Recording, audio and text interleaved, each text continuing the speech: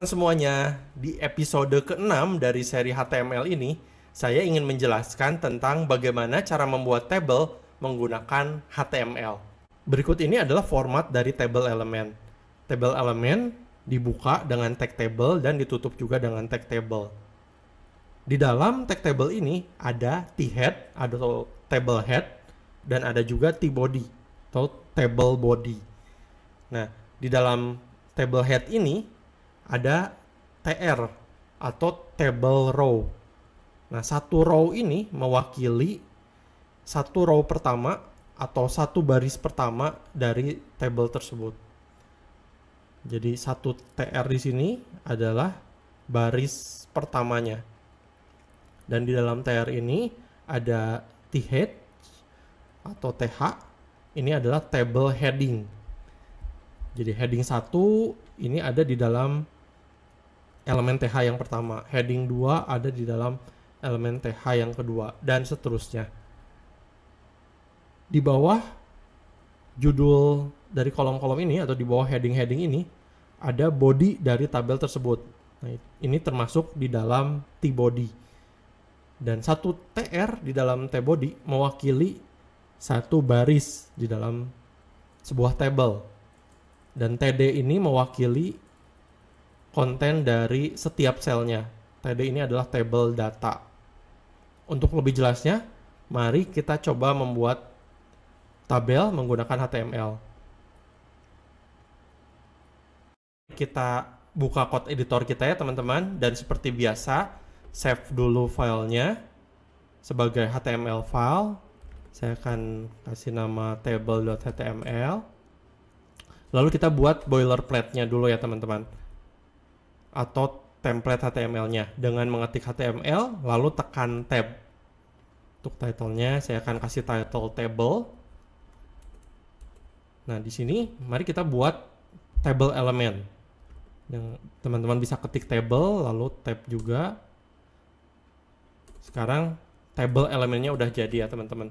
Seperti yang kita pelajari di slide sebelumnya, di dalam table element ini ada elemen t-head atau table head.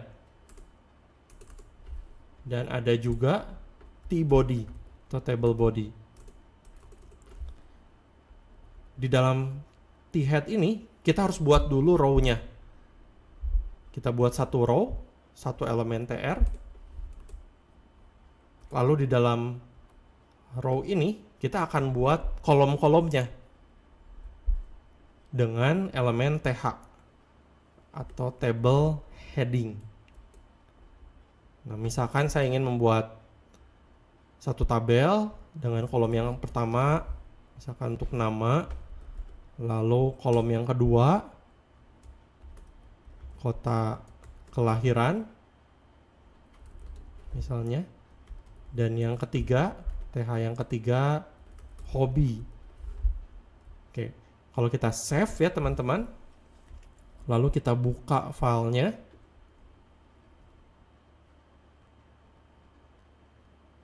Nah, akan jadi seperti ini ya teman-teman. Coba saya buat ini sebelah-sebelahan. Oke. Nah, nama di sini menjadi kolom yang pertama, kota kelahiran. Kalau mungkin teman-teman bingung ini, mungkin saya tambahin underscore ya teman-teman biar nggak bingung lihatnya karena ada space. Saya tambahin underscore, save, lalu refresh di sini. Oke, kota kelahiran ini menjadi kolom yang kedua. Dan yang ketiga adalah hobi. Ini semua di dalam satu TR, karena TR ini akan membuat satu row. Oke, untuk isi tabelnya kita buat di dalam T-body.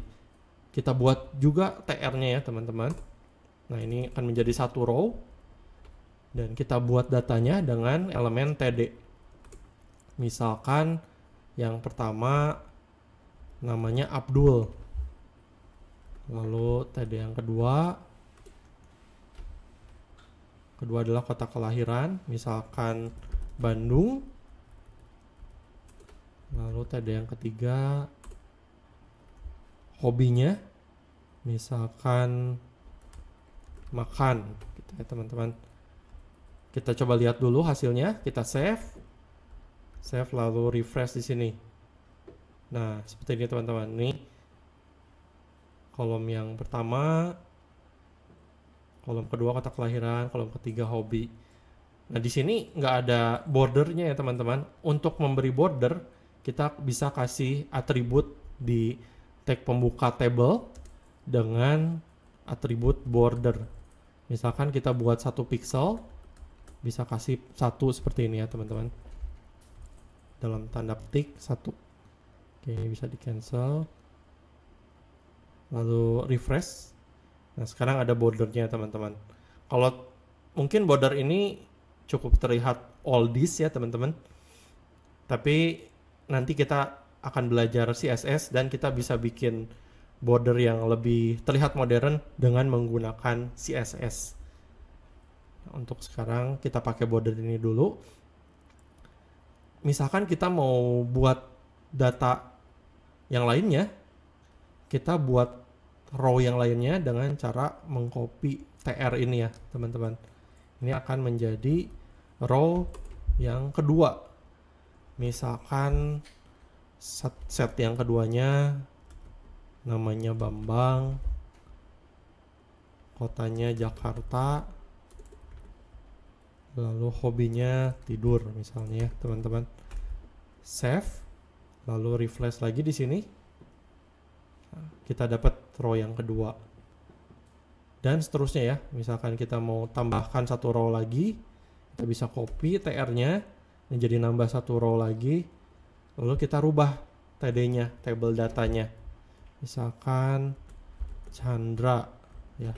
Ya ABC ya, Abdul Bambang Chandra. Kotanya Surabaya misalkan. Lalu hobinya belajar coding.